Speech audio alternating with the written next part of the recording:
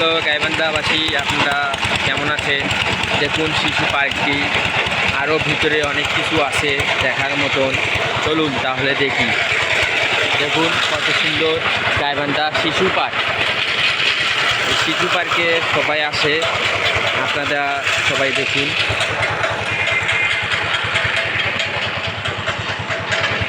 ফুচকার দোকানও আছে সামনে।